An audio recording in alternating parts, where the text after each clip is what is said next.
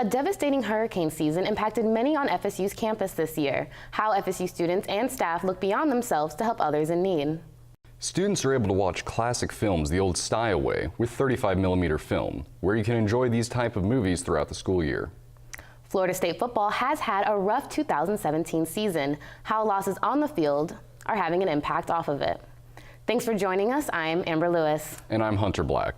We begin with crime on FSU's campus. From using student IDs to access dorms to multiple emergency call stations on campus, precautions are taken to ensure student safety. However, recent statistics show rising crime rates at Florida State. As I found out, these statistics are leading students to wonder how safe they really are. I mean, I really didn't know that FSU was that crime-ridden. According to the FBI's 2016 crime statistics, FSU topped all other schools in Florida for violent crime. With 20 violent crimes reported in 2016, half were sexual assaults, 6 were robberies, and 4 were aggravated assaults. FSU believes this number is low. We are not in a crime-ridden campus. If you look exponentially at 42,000 students, 13,000 employees, 500,000 to 1 million visitors here on campus for sporting events and other events, that number becomes an extremely small number. Still, the question remains, do students feel safe? I mean, I feel pretty safe here, honestly. I do kind of worry about some crime, but not necessarily on campus, more of like off campus. We are in Tallahassee. Tallahassee has that moniker of having the highest crime statistics. But again, I think you need to get to the anatomy of those types of crimes that are occurring, look at where those crimes are occurring, and then get more detail. In the fall semester of 2017, FSU experienced an armed robbery right here on the 500 block of West College Avenue. 2 students were walking when they were approached with a firearm and forced to hand over their belongings. They were left uninjured, but the suspect did get away. FSU PD continues to urge students to report crimes they witness. We will have crime, and we encourage students to come forward and report those crimes to us so we can take action. Reporting for Seminole Showcase, I'm Amber Lewis. If you see or are a victim of a crime, you can fill out a silent witness crime report on the FSU PD's website at police.fsu.edu. While Florida State University offers many important resources to its students who have been sexually assaulted, oftentimes, the victims are unaware of the services until after an emergency. Statistics show around 1 in 5 women will be assaulted in college. This means that thousands will be assaulted on FSU's campus any given year. In recent years, student advocacy programs on campus such as No More, Green Dot, and Victim Advocacy have aimed to expand their outreach programs. Forms of outreach have included putting up flyers, presenting in undergraduate classes, partnering with organizations on campus, and training bartenders to stop violence preemptively. I always say that the best thing that can happen is for students to come here, they can be in a safe space, they can speak openly and honestly about what happened. They're not required to make police reports, not required to have a Title IX report. They're not required to do much of anything really except for talk with somebody and see what their best options are. And then we will support them with whatever option they choose. The partnered victim advocacy organizations, their contact information, location, and hours can be found at nomore.fsu.edu. FSU has been lucky enough to host a multitude of well-known speakers, from artists to local politicians. However, how would the campus handle a controversial speaker, like white supremacist Richard Spencer, who visited the University of Florida's campus during the fall semester? FSU PD says the university would take the precautions like posting security at every entry point, making sure those who gather at the event are safe. Students shared how they would react. I would be very cautious if that situation was to happen at FSU. I would probably stay in that day, email my professors beforehand, telling them the reasons why I can't come to class, and I would just keep to myself. So, depending on how controversial the speaker is, I definitely think that would determine what security measures or precautions we need to take. Some students on all Tallahassee campuses are concerned about President Trump's decision to eliminate DACA. DACA stands for Deferred Action for Childhood Arrivals, also known as Dreamers. In September, the president called for Congress to end the program, which allowed people who entered into the United States illegally as minors to obtain a renewable 2-year license protecting them from deportation. President Trump's decision will impact hundreds of thousands of lives. A lot of things are in jeopardy. Our livelihoods are at stake at this point, and so it's fair to say, and it's understandable when people in my situation say that they're living their worst fears. They're legitimate students, and as long as they're legitimate students, we're going to do everything we can to make sure that they proceed along on the path that they wanted to in terms of their education. As of early December, the 2-year permits were set to expire starting in March. Florida State students and faculty are still dealing with the effects of Hurricane Irma, which ravaged parts of Florida. FSU was forced to close from September 8th to September 15th in preparation for the hurricane. In order to make up for this lost time, FSU faculty and students had to change their approach to their exams as well as regular homework assignments. One of the missed classes is going to be posting online. It'll be some online discussion with it. But then our first exam, which is early October, we're actually that's going to be a take-home exam. Most of my professors have recorded their lectures online through integrity classes and just posted them and told us to get them by the end of October. Procedures for making up missed class time were decided by the provosts and deans as well as the governor. Still, professors were given flexibility when figuring out ways to compensate for the missed class time. Around a month after Irma hit, Hurricane Maria devastated Puerto Rico. Months later, the island is still in dire need of help. A few Puerto Rican students at FSU have brought the organization Students with Puerto Rico here to help their island. It's a nationwide effort raising money for the millions in need, and it all started thanks to social media. So Students with Puerto Rico started with 3 students at UPenn, and it started as a Facebook group, and it was more of just like having a conversation of what was happening. And so one student started a GoFundMe, and they saw how it was getting a lot of reaction and stuff, and so it started reaching out to students in other universities. Well, if someone wants to help, the best way is either donations or sending supplies. For supplies, there's various drives that are going on around campus at most times. Anything like that helps. It goes a lot farther than people expect. If you'd like to donate to Students with Puerto Rico, their GoFundMe page of the same name is still accepting cash donations. The FSU College of Law is doing their part to help Puerto Rican students after the disastrous effects of Maria. Seminole Showcase reporter Camille Catala tells us how. After Maria hit Puerto Rico on September 20th, the island was destroyed with most of its electrical grid devastated, buildings torn apart, and barely any running water. After I got out, it was like really shocking. See, like I didn't recognize anything really. Yeah, there was like no trees, no signs. Like it gives me kind of goosebumps just thinking about it. Yeah. Like it looked like a war zone really. After this devastation, FSU College of Law Dean O'Connor saw a chance to help like they had in the past when Katrina hit Louisiana. When I saw that Maria had devastated Puerto Rico, I reached out to the dean there at the University of Puerto Rico and let her know that we wanted to be available for students if they wanted to try to complete the fall semester with us. Students like Julian from the University of Puerto Rico got contacted within a few days about this opportunity. The dean at the law school, they just emailed us, told us to get here either from the week of October 9th or the 16th. We just get here and just go to class, basically.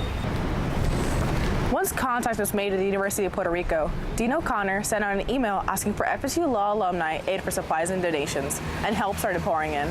A lot of alumni from FSU College of Law have helped us with like living expenses, and they paid, like I said, for the housing. And yeah, I mean, super grateful for everything that they've done.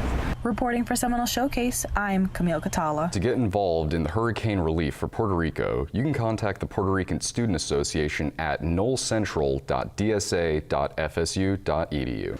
FSU always makes a top priority of keeping students safe and secure.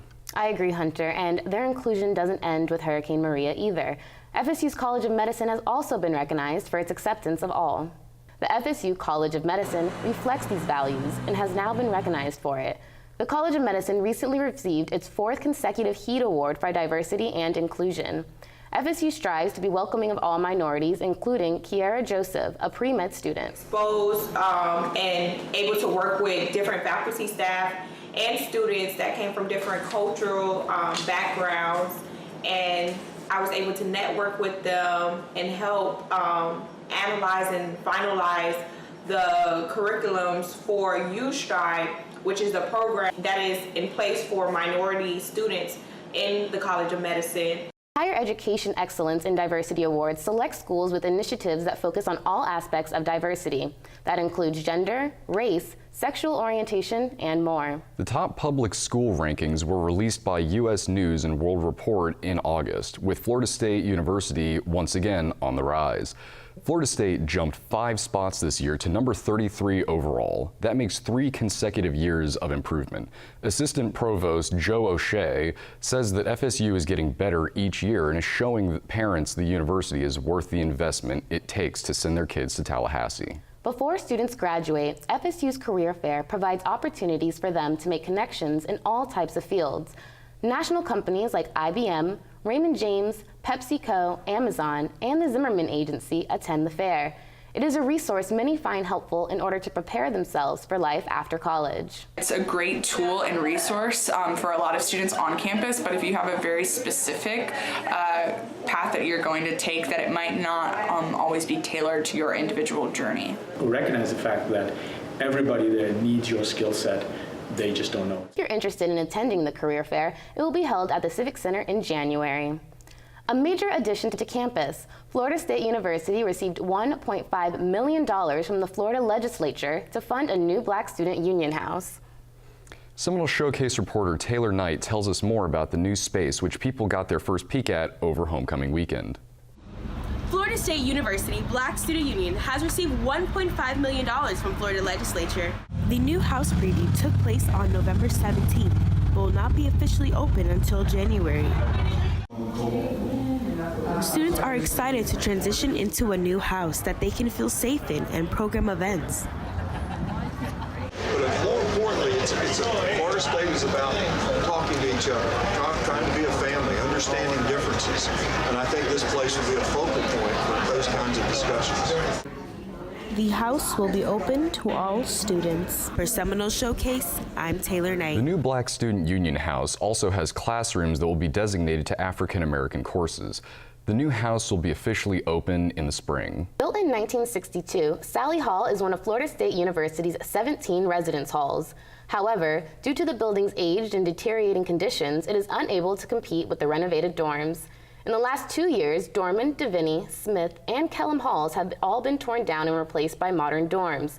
Florida State is working to update its facilities and hopes to replace Sally Hall within the next 10 to 15 years. This is the site where FSU officials say construction was supposed to have been finished in September of 2017. It's now several months later, construction is still not complete, and students are wondering, what's the holdup? When asked about Call Street's delays, construction worker Paul Watts explained that the completion of FSU's new psychology building will be postponed for a few more years due to heavy-duty floor plans. Being on campus is literally like the Hunger Games. Like, it's a fight. Despite the fact that there are 6 garages at FSU, Florida State students gear up every morning to fight for a parking spot. Students circle the garages in hopes of finding someone who's leaving. Hopes are high that FSU will soon build more lots to provide more parking. However, FSU's transportation director says they're still paying for garages that were built over 10 years ago. He encourages students to find other ways to get to campus. Students at FSU have always had a variety of on-campus dining options. With recent Seminole dining transition from Aramark to Sodexo, major changes have arrived. Most of these changes took place over the summer. Students and faculty can now choose from the convenience store, the canteen, Knowles Homecoming, J Street Grill, Passport, and Tuscan Eatery. Students we talked to liked the options and low prices, and Seminole Dining's district manager says eating on this campus is now unique compared to others. I actually love the changes that were done to Seminole Dining because not only are the foods the same prices as before, it's more for your money. The needs of students are evolving. We look at the number of students that have allergies or special dietary needs.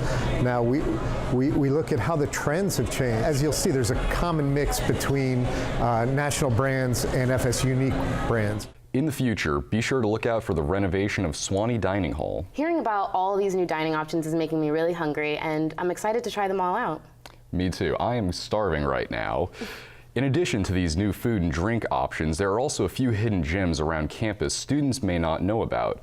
Janisha Jones is here now with more in our entertainment segment. Guys, it's a classic date night, dinner and a movie. So why not eat at one of the new spots on campus? Then, catch a flick.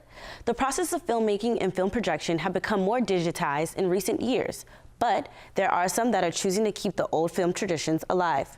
Seminole Showcase reporter Hunter Black has the story. Before the digital age, movies were shot and shown on celluloid film. With digital projection being the new standard, it's easy to forget how movies used to be shown. But FSU's Askew Student Life Cinema helps to preserve this experience. Like a motion picture, like 35mm film, came back to the SLC in April of 2016 with our screening of the film Alien. And that screening was absolutely fantastic. It was a sellout crowd. People were hollering and screaming, going nuts during the screening. If you aren't sure what celluloid film looks like, it looks something like this.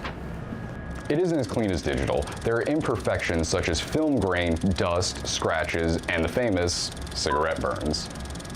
With the crisp cleanliness of digital projection, you might be wondering, why would I want to watch an old dirty film print? And then every projectionist who's ever made that film, who's ever built it, has spliced it together with tape. They have potentially accidentally cut something and had to like remove a frame or doctor whole sets of frames. And you can see all of that history kind of as you're watching a film. So many people have affected what it looks like at the end of the journey through the projector.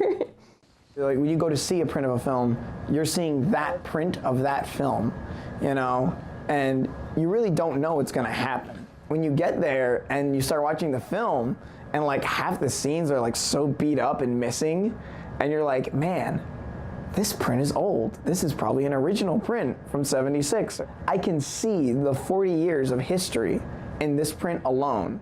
For Seminole Showcase, I'm Hunter Black. If you're interested in the next film screening, check out the ASLC website movies.fsu.edu for dates and times. Maybe a book is your preferred choice of entertainment. The FSU Libraries hosted their annual book sale in October. I was able to talk to students who left with more books than they could carry. If you love books, old movies, and more books, then FSU's annual book sale is where you need to be. It's been going on for as long as I have been here, so over 5 years now, and it helps support the popular literature collection at the library, which we can't take university funds for because it doesn't support academics. FSU's annual book sale attracted several eager customers who happened to be just passing by. I was actually walking back after class with my friend, and I saw the books, and I was like, I like books, let's go see what that is. And so I walked into heaven. If you're interested in topics like learning how to cook, learning a different language, between the lions, or learning about the feud between the Obamas and the Clintons, FSU's annual book sale has it all here for you, and it's only $1. The money is used to purchase items for the popular literature collection. So say we wanted to buy a new copy of Harry Potter. This is what that's paying for. By providing customers with several genres of books and movies, as well as selling them at low prices, FSU's annual book sale helps to contribute back to the FSU community. From Seminole Showcase, I'm Janisha Jones. FSU's annual book sale only happens once a year, so make sure to mark your calendar for fall of 2018. A student-run magazine continues to gain recognition and momentum. Strike Magazine was founded in 2016 by 3 FSU students. It's a fashion and lifestyle magazine. This year, they intend to print 200 copies, 75 more than last year. From style, wellness, to travel, Strike covers a wide range of topics targeted at FSU students. Me and 2 other girls at Florida State used to work for a different publication, and our creative abilities were hindered by some people that were also working on the magazine, so we decided to leave that publication and create our own. So Strike is awesome because I've never been a part of something that started from the ground like Strike has. Like having that passion for something that you want other people to have passion for is honestly pretty amazing. The second Strike Magazine release party for the 2017 fall issue was held November 30th. To find out more, go to strike-magazine.com. FSU Fine Arts students get the chance to learn from professionals in their field. Seminole Showcase reporter Giovanna Alvarez gives us a peek into the life of a professor and a working artist. The work of professors doesn't stop in the classroom.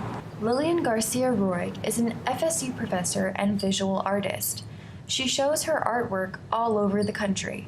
But for the first time ever, you can catch an exhibit full of her paintings in Tallahassee's TCC Fine Art Gallery. Me being successful isn't just being an academic, it's being a successful artist that makes a difference in the art world. Lillian's art is based on natural landscapes.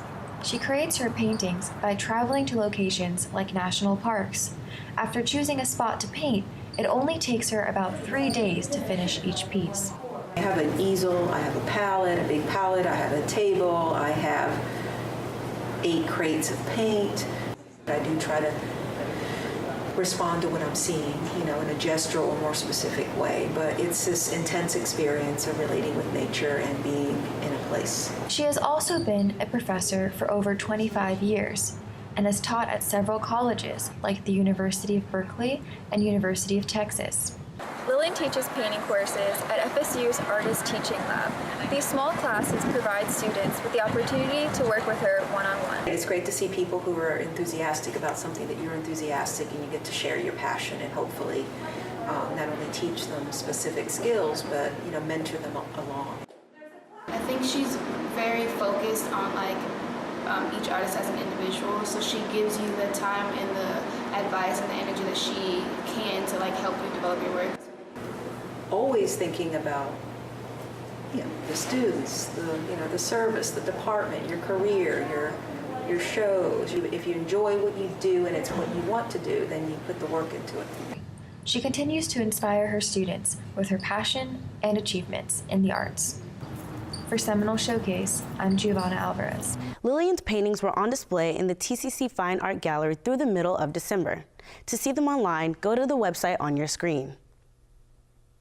At such a big university, restaurants often compete for students' attention.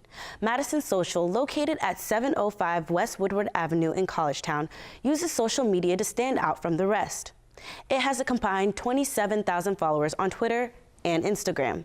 They say the key to success on social media is simply keeping it real. The way we approach social media is let our personality kind of come through a little bit and be more of a human on it. And when you're more authentic and you're more real, that just brings an authenticity to what we're doing. I think the one thing that really separates us from a lot of the other businesses in town is our level of engagement. To see how Madison Social is utilizing social media, you can also visit their Facebook page at www.facebook.com/Madison Social Tallahassee. Fans attend FSU games for a variety of reasons, including the great band, the Florida State Marching Chiefs.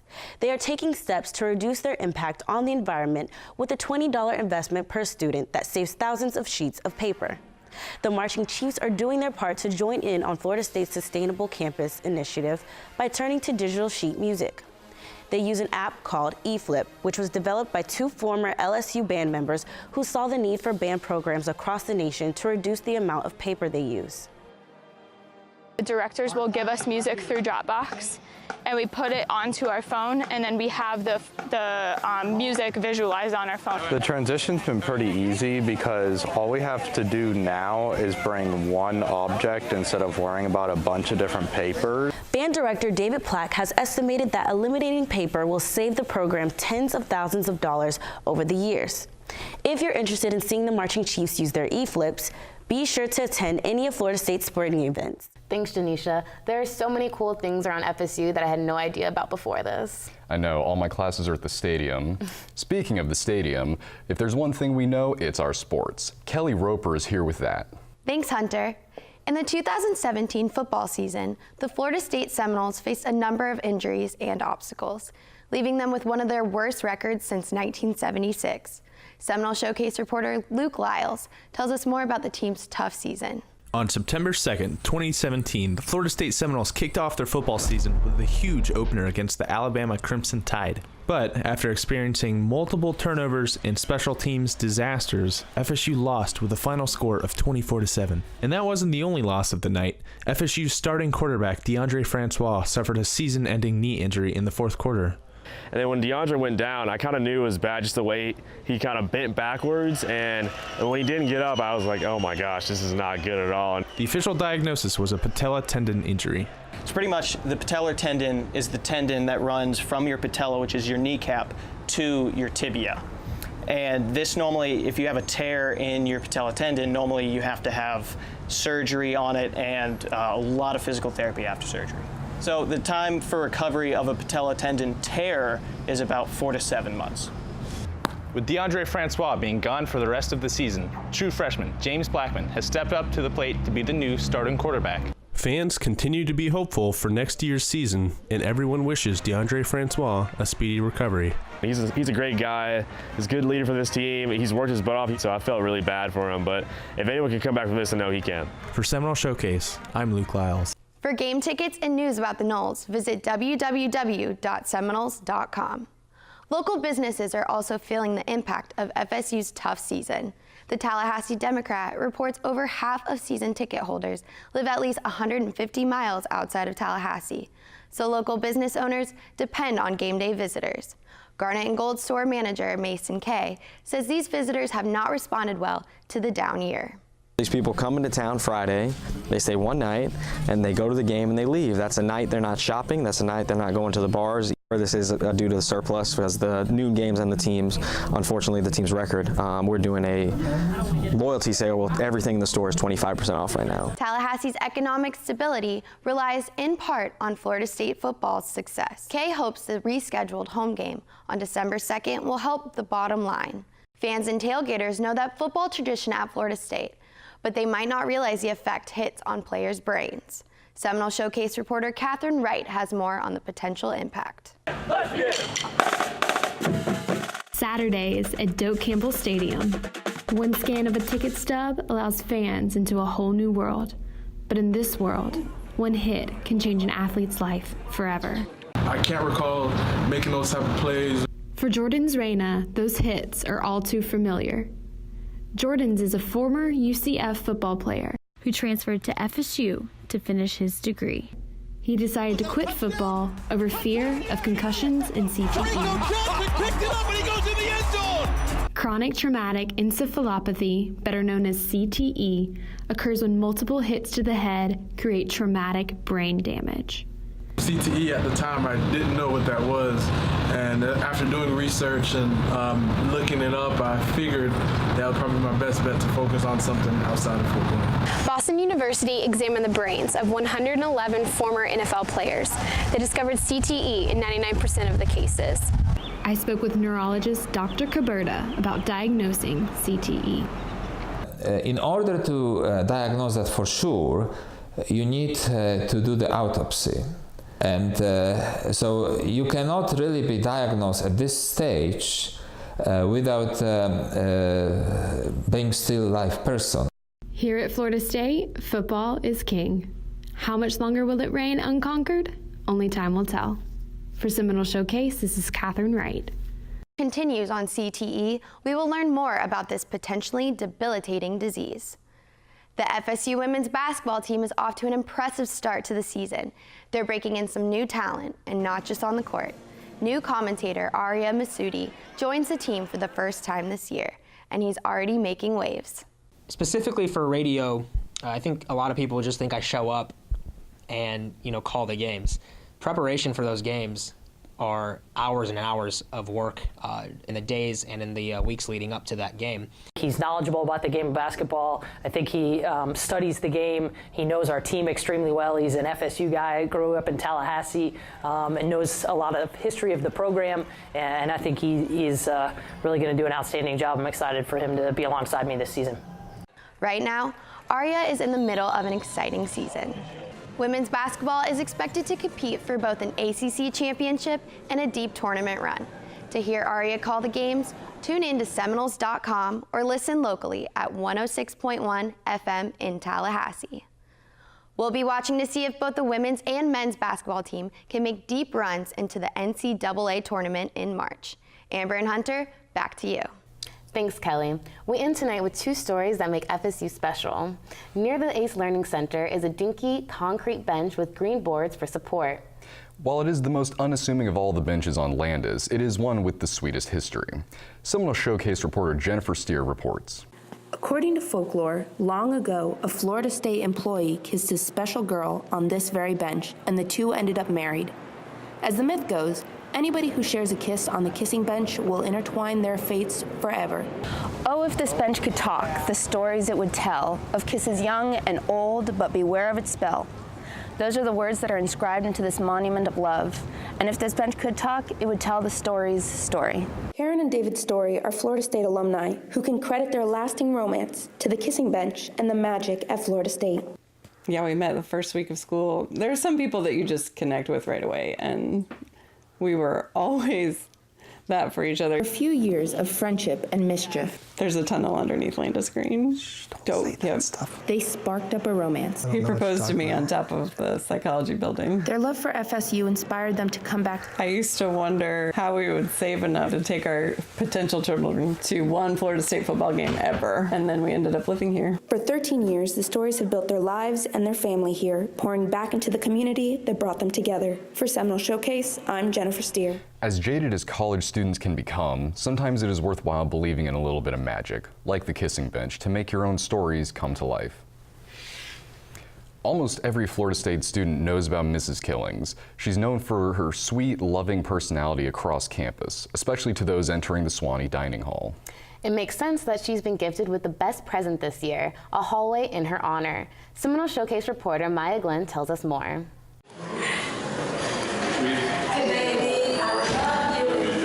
You never know when she's going to be in the dining hall, and it makes your day. It's such a simple action, but you can just see like that she loves the school and she spreads love to all of us and encourages us to do better.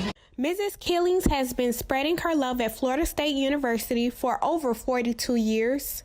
Her I love yous and warm hugs have brightened up many students' days. So sweet, because like I never expected it the first time she came and she hugged me. I was like, oh, okay, that's fine too. Like it just made my whole day really positive. Florida State recently acknowledged Mrs. Killings' hard work and named the hallway and Swanee room after her. I didn't believe it, and I'm just so proud, but I still don't feel like it's real. Many people are used to seeing her just at Swanee Hall. Now she's spreading her love at 1851 as the new dining hall ambassador. Y'all enjoy? Yes. So Showcase, I'm Maya Glenn. While Miss Killings didn't attend FSU, her kids did, and her grandkid does now. That's going to do it for this semester's Seminole Showcase. We hope you enjoyed it. Thanks for watching.